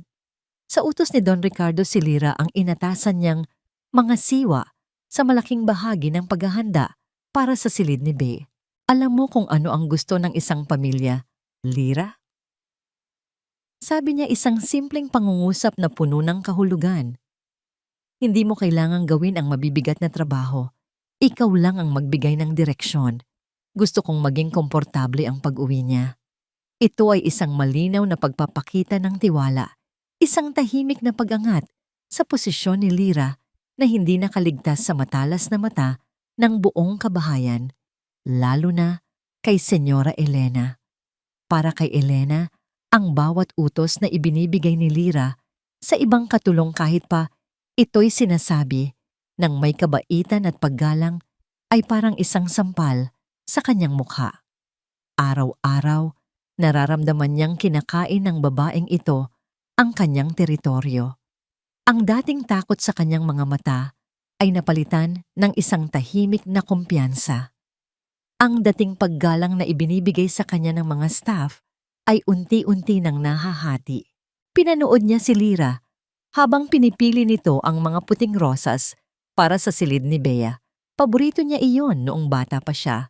Sabi ni Lira habang tinitiyak nitong ang mga paboritong merienda ni Bea ay nasa mini-fridge. Bawat kilos ni Lira ay isang paalala ng kanyang sariling pagkabigo. Ang galit sa loob niya ay parang isang apoy na sinusubukan niyang apulahin, ngunit patuloy lang itong nag-aalab. Kailangan niyang gumawa ng isang bagay na hindi lang sisira kay Lira, kundi magpapakita sa lahat lalo na kay Don Ricardo kung sino talaga ang babaeng ito. Isang bagay na masakit, isang bagay na personal. Ang kanyang mata ay napako kay Maya, ang bata. Iyon ang puso ni Lira. Iyon ang kanyang kahinaan. Gabi bago ang pagdating ni Bea, ang mansyon ay sa wakas ay tumahimik. Ang lahat ng paghahanda ay tapos na. Si Maya ay mahimbing na natutulog sa blue room pagod sa maghapong paglalaro. Bago matulog gaya ng dati, hinubad niya ang kanyang locket at maingat na inilagay ito sa maliit na porselanang lalagyan sa kanyang bedside table. Si Lira ay nasa banyo, naghahanda na rin para matulog. Paglabas niya napansin niya ang bahagyang paggalaw ng kurtina. Marahil ay hangin lang, ipinagsawalang bahala niya ito. Hinalikan niya si Maya sa noo at humiga na rin. Sa unang pagkakataon, nakatulog siya nang mahimbing walang takot na gumugulo sa kanyang isipan. Kinabukasan ang araw ng pagdating ni Bea, nagising si Maya na may ngiti sa labi. Ang unang bagay na ginagawa niya tuwing umaga ay ang isuot ang kanyang locket. Dinukot niya ang kamay sa porselanang lalagyan. Walang laman. Kinapa niya ulit. Baka nahulog lang. Tiningnan niya sa ilalim ng unan. Sa ilalim ng kumot. Wala. Nanay, ang maliit na boses na yon ay nagpagising kay Lira. Nakita niya ang panik sa mukha ng kanyang anak. Nanay, yung locket ko po. Wala po. Agad na bumangon si Lira. Hinanap nilang dalawa ang buong silid. Binaligtad nila ang kama. Tiningnan sa ilalim ng bawat muebles. Pagkatapos ng kalahating oras, malinaw na. Hindi ito nawawala. Ninakaw ito. Isang malakas na hikbi ang kumawala kay Maya. Nanay, sinong kumuha yung locket ni Lolo Miguel? Niyakap ni Lira ang kanyang anak, ngunit ang kanyang mga mata ay nakatingin sa pinto, malamig at matigas. Iisa lang ang taong gagawa nito. Iisa lang ang taong napakalupit para saktan ng isang bata para lang makapaghiganti sa kanyang ina. Nagpunta siya sa opisina ni Senyora Elena. Walang katok dire-diretso siyang pumasok. Naroon si Elena, nagkakape, mukhang kalmado at payapa. Nasaan ang locket ng anak ko? Tanong ni Lira. Ang kanyang boses ay nanginginig sa pigil na galit. Tumingin si Elena sa kanya, tinaasan siya ng kilay. Anong pinagsasabi mo? Baka naman nawala mo lang. Napakaburara mo talaga kahit kailan. Alam kong kayo ang kumuha. Ibalik ninyo. Tumawa si Elena, isang tawang walang kagalakan. Bakit ko naman kukunin ang mumurahing piraso ng lata na, "Yon, wag mo akong pagbintangan, Lira. Baka ako pa ang tumawag ng pulis para sa paninirang puri." Alam ni Lira na wala siyang patunay. Alam niyang talo siya sa isang harapan. Tumalikod siya, ngunit bago siya lumabas, sinabi niya, "May araw din po kayo, senyora. Tandaan ninyo yan. Buong umaga, hindi mapatahan si Maya. Kahit anong laruan o pagkain ang ialok sa kanya, umiiyak lang siya." Alam ni Lira na kailangan niyang mahanap ang laket bago dumating si Bea. Ayaw niyang makita ng apo ng Don ang ganitong kaguluhan. Sinabi niya kay Maya na maghintay sa aklatan. Pagkatapos nag-isip siya, saan ito itatago ni Elena, saan, sa isang lugar na hindi niya hahanapin ngunit madali niyang makikita kapag gusto na niyang matagpuan ito at palabasing si Lira ang pabaya. Pumunta siya sa silid ni Bea. Perpekto na ang ayos nito. Malinis. Mabango. May biglang pumasok sa isip ni Lira. Kung ang plano ni Elena ay ipahiya siya sa harap ni Bea marahil, lumuhod siya at tiningnan ang ilalim ng malaking kama ni Bea.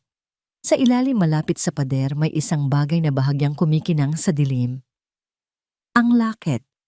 Kinuha niya ito, ang puso niya'y tumitibok sa galit at ginhawa. Hindi niya ito isinuplong. Hindi pa. Hindi niya hahayaang masira ang araw na ito. Itinago niya ang laket sa kanyang bulsa at binalikan si Maya sa aklatan. "Maya anak, tingnan mo," bulong niya, inilalahad ang kanyang palad. Ang mukha ni Maya ay nagliwanag na parang araw. Niyakap niya ang kanyang ina ng mahigpit. "Nanay, nahanap niyo po o anak?" Nahulog lang pala. Isang maliit na kasinungalingan para sa kapayapaan ng kanyang anak. Isinuot niya ang locket kay Maya. Sakto namang pumasok si Don Ricardo sa aklatan. Nakita niya ang huling bahagi ng eksena, ang pagngiti ni Maya, ang pag-akap nito sa ina. Ngumiti rin siya. "Handa na ba ang lahat?" tanong niya. Tumango si Lira. "Opo, sir. Handa na po." Ngunit sa kanyang mga mata, may nakitang bago si Don Ricardo. Isang determinasyon, isang apoy. Alam niyang may nangyari. Ilang sandali pa isang marangyang itim na kotse ang pumarada sa harap ng mansyon. Isang chauffeur ang nagbukas ng pinto. Bumaba ang isang dalagita, mga 16 o 17 taong gulang. Nakasuot ito ng mamahaling damit, malalaking sunglasses at may hawak na telepono. Mahaba ang kanyang itim na buhok at ang kanyang mukha kahit sa kabila ng salamin ay halatang maganda. Tumayo siya sa harap ng malaking pinto, tiningnan ang mansyon, na para bang isa itong kulungan. Sa loob tumunog ang doorbell. Isang mahaba at malakas na tunog na yumanig sa buong kabahayan. Nasa foyer si Don Ricardo, kasama si Lira at Maya. Si Senyora Elena ay nagmamadaling lumabas mula sa kanyang opisina, isang malawak at pekeng ng ngiti ang nakapaskil sa kanyang mukha, handa nang salubungin ang kanyang paboritong alaga. Ang pinto ay bumukas. Nakatayo roon si Beatriz Bea de Villa. Tinanggal niya ang kanyang sunglasses.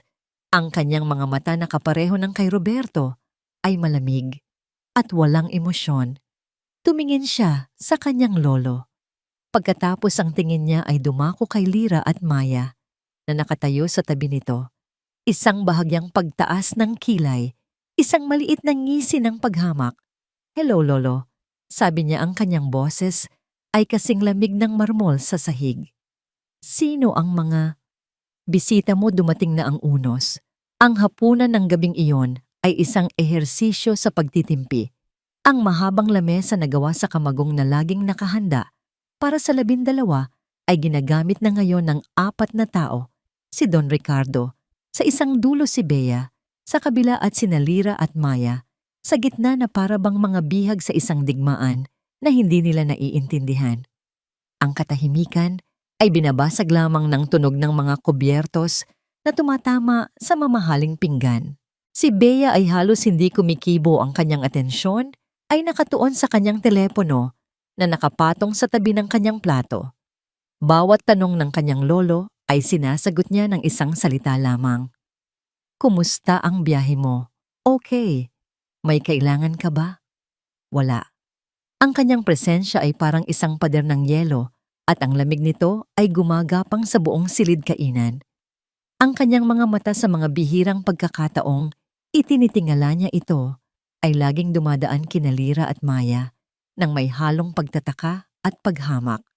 Si Senyora Elena na personal na nangangasiwa sa pagsisilbi ay parang isang buwitre na nag-aabang. Bawat kilos niya ay may kalkulasyon. Habang naglalagay siya ng pagkain sa plato ni Bea, bumubulong siya ng mga salitang sapat lang para marinig ng dalaga. Pasensya na po, senyorita, kung medyo magulo ang mansyon ngayon. Marami kasing pagbabago. Kumain po kayo ng marami, senyorita. Mahirap na po ang magkasakit sa panahon ngayon. Napakamahal pa naman ng gamutan. Bawat salita ay isang patutsada, isang butil ng lason na itinatanim sa isipan ng dalaga. Si Lira naman ay nakayukulang sinusubukang maging invisible. Pinapakain niya si Maya na takot sa bigat ng atmosfera. Naramdaman ni Lira ang titig ni Bea sa kanya, isang titig na mapanuri na para bang tinatantya kung ano ang kanyang halaga. So biglang sabi ni Bea, ibinababa ang kanyang telepono. Tumingin siya kay Lira. Ikaw pala yung pasyente ni Lolo. Naramdaman ni Lira na namula ang kanyang mukha. O, opo, senyorita. At ikaw, sabi ni Bea, ang kanyang tingin ay bumaba kay Maya, ikaw yung anak. Tumangulang si Maya na payakap sa braso ng kanyang ina. Ngumisi si Bea. My lolo has a new hobby, it seems, collecting strays. Bea. Ang boses ni Don Ricardo ay matigas na parang bato. Huwag kang bastos. Bastos, I'm just stating a fact, lolo. Sabi ni Bea hindi natitinag.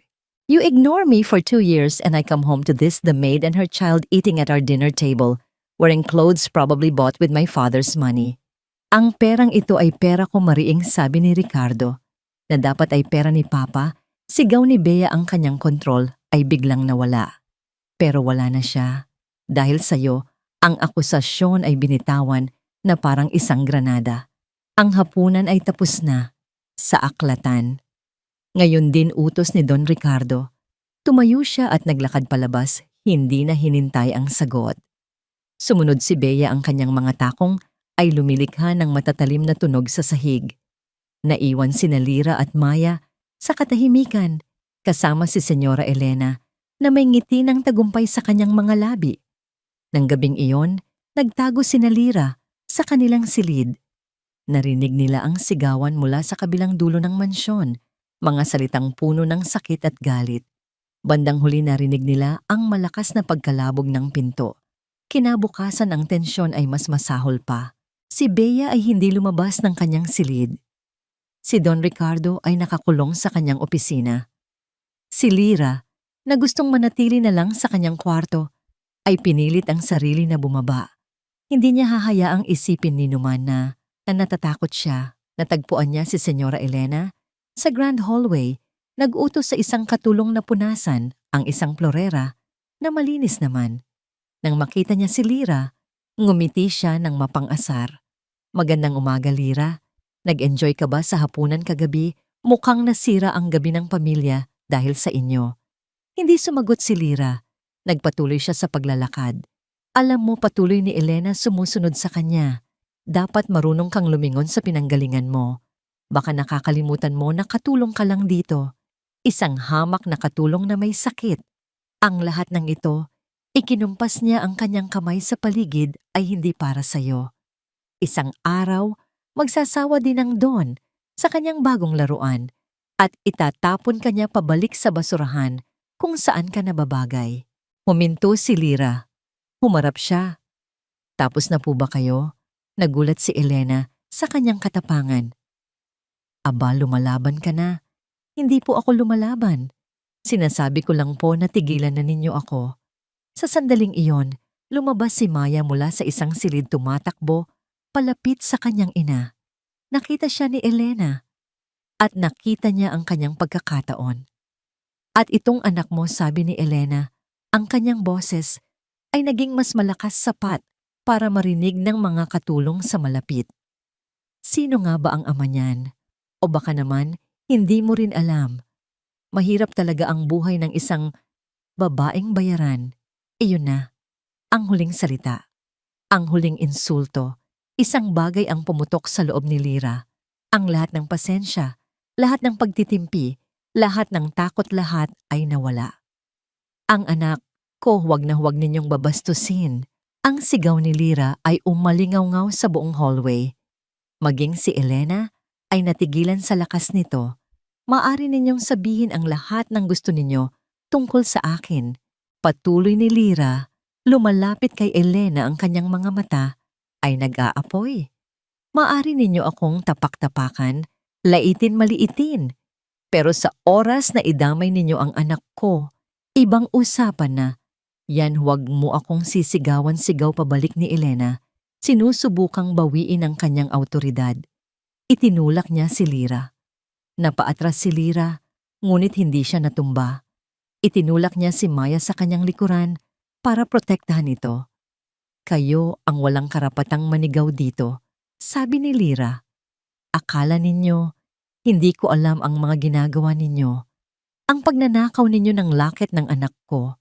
Ang mga tsismis na ikinakalat ninyo. Akala ninyo, habang buhay kayong maghahari-harian dito. Namutla si Elena. Paano niya nalaman?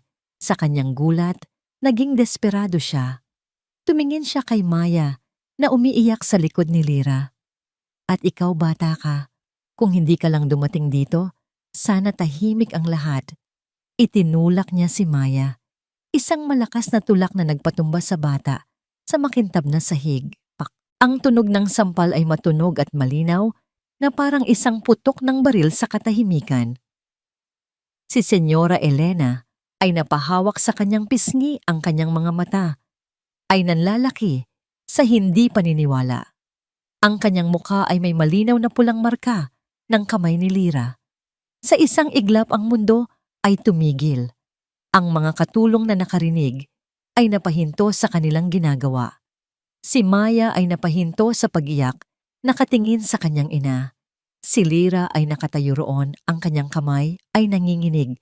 Ang kanyang dibdib ay umaalon sa galit at adrenaline. Paano mo nagawang sampalin ako? Hayop ka, sumisigaw na sigaw ni Elena at susuguri na sana niya si Lyra. Tama na.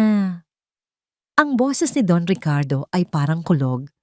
Nakatayo siya sa tuktok ng grand staircase kasama si Bea na nakasilip mula sa kanyang likuran.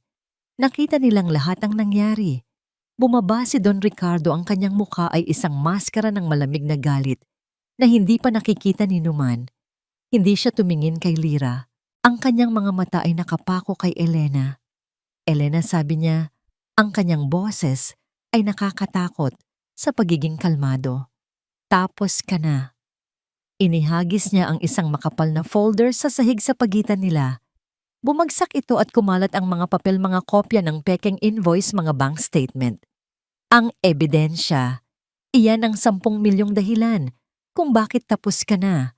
Kumuha ka ng isang security guard. Palabasin ninyo siya. Ngayon din, nanlaki ang mga mata ni Elena sa mga papel. Ang dugo ay nawala sa kanyang mukha. Don Ricardo. Pakiusap. Hindi po totoo yan. Kamag-anak niyo po ako. Ang pamilya ay hindi nagnanakaw sa isa't isa, sabi ni Ricardo. At ang pamilya ay hindi nananakit ng bata.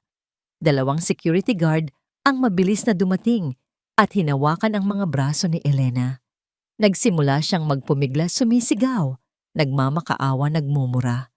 Habang hinihila siya palabas, tumingin siya kay Lyra, ang kanyang mga mata ay puno ng purong pagkamuhi. Hindi pa tayo tapos, Lyra Reyes. Tandaan mo yan. Hindi pa tayo tapos. Pagkatapos ay nawala na siya, ang kanyang mga sigaw ay unti-unting humina sa pasilyo. Ang grand hallway ay binalot ng isang nakabibinging katahimikan. Si Maya ay tumakbo at yumakap sa kanyang ina.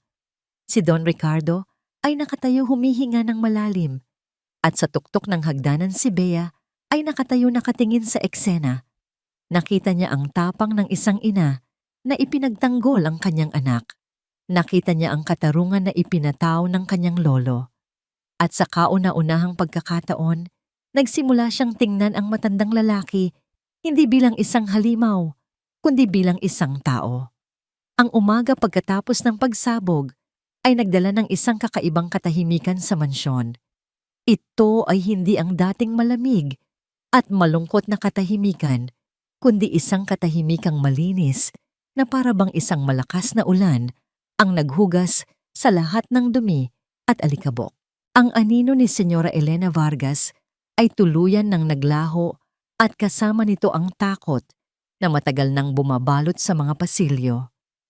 Hindi lumabas si Lira sa kanyang silid, hindi dahil sa takot, kundi dahil sa pagkabigla. Ang galit na nag-alab sa kanya kahapon ay napalitan ng isang nakakapanghinang pagod. Nakaupo siya sa tabi ng bintana.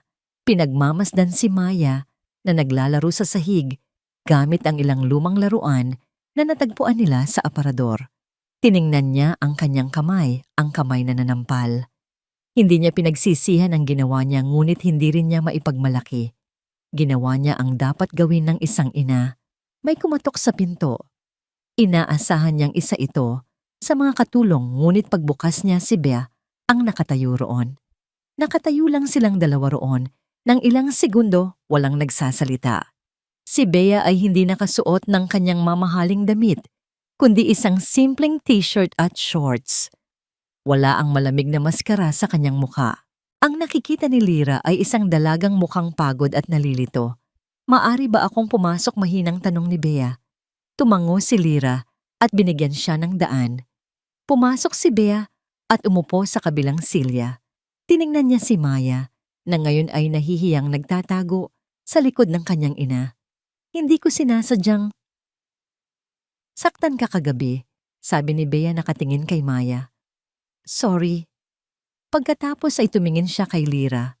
At sa'yo rin. Mali ang mga sinabi ko. Hindi ko alam ang buong kwento. Huminga siya ng malalim. Narinig ko ang lahat ng sinabi ni Lolo tungkol sa pamilya mo, sa lolo mo sa tuhod. At nakita ko kahapon kung paano mo ipinagtanggol ang anak mo. May bahid ng paghanga sa kanyang boses. Ang nanay ko, ganoon din sana siya. Isang luha ang pumatak mula sa mata ni Bea. Sa isang iglap na wala ang imahe ng isang mayaman at aroganteng dalaga. Ang nakita ni Lira ay isang batang ulila na nangungulila sa kanyang mga magulang.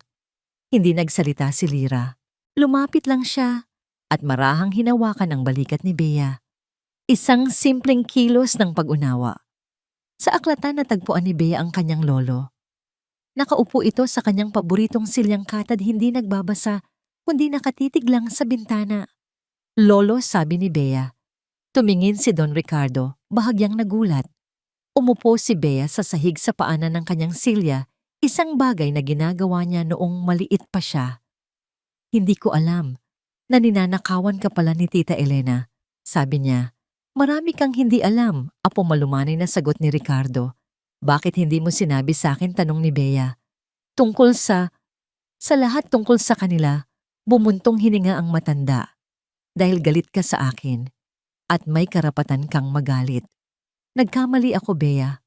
Pagkatapos mamatay ng iyong ama, isinara ko ang aking sarili. Itinulak ko ang lahat palayo. Itinulak kita palayo. Patawarin mo ako. Ito ang mga salitang matagal nang gustong marinig ni Bea. Mga salitang hindi niya inakalang maririnig pa niya. Nagsimula siyang umiyak hindi dahil sa galit, kundi dahil sa kalungkutan para sa mga taong nasayang. Naramdaman niya ang kamay ng kanyang lolo sa kanyang buhok. Maraan itong hinahaplos. Masyado kang kamukha ng iyong lola, Isabel, bulong ng matanda. Matapang. At may mabuting puso. 6 na buwan makalipas, ang mansyon ng mga De Villa ay ibang-iba na. Ang mabibigat na kurtina ay laging nakabukas. Hinahayaang pumasok ang sikat ng araw. Ang mga florera ay laging puno ng mga sariwang bulaklak. Hindi na puting rosas, kundi iba't ibang makukulay na bulaklak na pinipili mismo ni Maya. Si Lyra Reyes na ngayon ay ganap ng malusog at malakas ang bagong head of household. Hindi niya pinalitan si Senyora Elena. Bumuo siya ng sarili niyang paraan ng pamamahala. Isang paraan na nakabatay sa respeto, hindi sa takot. Ang mga staff ay masaya at tapat. Ang mansyon ay hindi na isang museo. Isa na itong tahanan. Hindi ko kailangan ng isang tagabantay ng kulungan, Lyra, sabi ni Don Ricardo nang ialok niya ang posisyon. Kailangan ko ng isang taong may puso. Si Maya ay nag-aaral na sa isang magandang eskwelahan. Ang kanyang uniforme ay laging malinis at plansado. Ang kanyang paboritong asignatura ay history, kung saan ipinagmamalaki niyang ikwento ang kabayanihan ng kanyang lolo sa tuhod. Si Bea ay bumalik sa Amerika para tapusin ang kanyang pag-aaral, ngunit ang kanyang mga tawag at video call ay madalas na. Hindi na ito malamig at formal. Puno ito ng mga kwento-tawanan at paminsan-minsay pangangamusta kay Tita Lyra at sa kanyang little sister na si Maya. Nangako siyang uuwi sa Pasko. Isang hapon ng linggo ang 4 na tao na bumubuo sa kakaibang pamilyang ito ay nasa hardin. Si Don Ricardo at si Lyra ay nakaupo sa isang bench nagkakape habang pinapanood ang dalawang dalaga, si Bea na umuwi para sa isang maikling bakasyon at si Maya na naghahabulan sa damon. Si Bea ay nagkunwaring isang halimaw habang si Maya ay tumitili sa tuwa. Ang kanilang mga halakhak ay umaling-awngaw sa hardin, mas malakas kaysa sa huni ng mga ibon. Tingnan mo sila, sabi ni Lyra, isang malambot na ngiti sa kanyang mga labi. Oo, sabi ni Don Ricardo. Tumingin siya kay Lyra. Ang dating takot at lungkot sa mga mata nito ay napalitan ng isang payapang liwanag. Alam mo, Lyra, ikaw at si Maya, hindi ninyo alam, pero kayo ang nagligtas sa akin. Sir Ricardo, pagtataman niya. Inakala kong tapos na ang buhay ko, na wala nang natitira, kundi mga alaala at panghihinayang.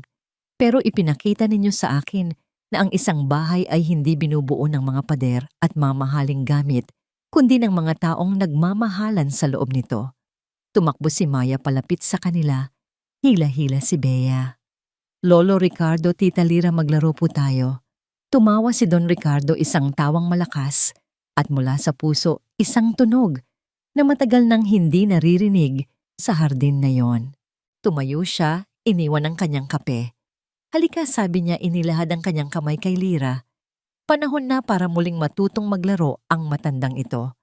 Magkahawak kamay silang 4 na tumakbo sa damuhan sa ilalim ng papalubog na araw. Isang bilyonaryo, isang dating kasambahay, isang mayamang apo, at isang batang babae na minsang nagutom. Hindi sila perpekto, hindi sila isang ordinaryong pamilya, ngunit sila ay buo. At sa wakas, lahat sila ay nakauwi na.